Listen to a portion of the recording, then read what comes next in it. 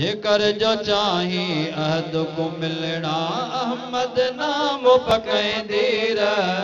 जेकर जो चाही अहद को मिलना अहमद नाम पकैंदी रह। जेकर जो चाही अहद को मिलना जिथा जो वेखी नाम मोहम्मद जिथा जो वेखी नाम मोहम्मद चुम चुम अखियां ते लैंदी रह। चुम चुम अखियां ते लैंदी रह। जेकर जो चाही अहद को मिलना अहमद नाम पकैंदी रह। अहमद नाम पकैंदी रह। जेकर जो चाही अहद को मिलना उथंदे बहंदे सिफत सना कर ई नबी ते सल्ले अला पढ़। उथंदे बहंदे सिफत सना कर ई नबी ते सल्ले अला पढ़। फत्तबियोनी सिर को झुका कर फत्तबियोनी सिर को झुका कर यो बिब दर्जे पैंदी रह। यो बिब दर्जे पैंदी रह। जेकर जो चाही अहद को मिलना अहमद नाम पकैंदी रह। जेकर जो चाही अहद को मिलना अहमद नाम पकैंदी रह।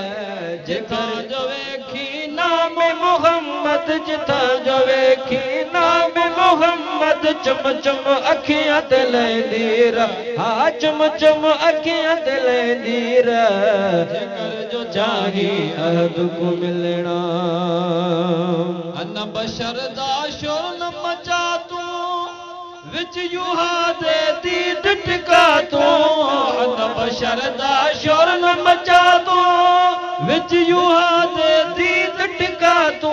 आवे भड़ा इंसाफ तपा तू आवे भड़ा इंसाफ तपा तू। कुछ ता सोच सोचैंदी रह कुछ ता सोच सोचैंदी रह। जेकर जो चाही अहद को मिलना अहमद नाम पकैंदी रह। अहमद नाम पकैंदी रह। जेकर जो चाही अहद को मिलना बाजू मोहम्मद रब को गोलण महज है अपने आप को रोलण।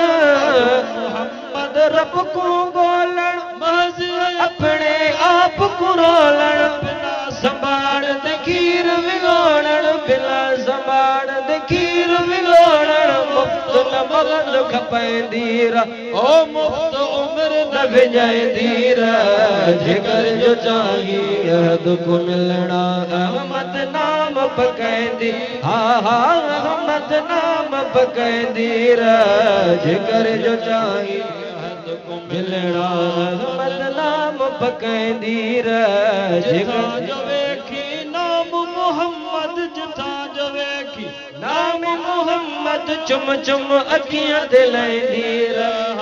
चुम चुम अखियां ते लैंदी रह। जेकर जो चाही अहद को मिलना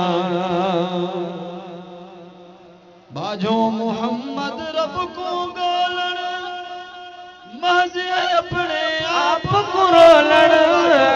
बाजो मोहम्मद रब को गोलण हन कोई राज निराले आशिक ते माशूक विचाले। हन कोई राज निराले आशिक ते माशूक विचाले। छोड़ मसैले कुल जुज़ वाले छोड़ मसैले कुल जुज़ वाले। मुफ्त मगज न खपैंदी रह मुफ्त मगज न खपैंदी रह। जेकर जो चाही अहद को मिलना अहमद नाम पकैंदी हा हा अहमद नाम पकैंदी रह। जेकर जो चाही अहद को मिलना अहमद नाम पकैंदी रह।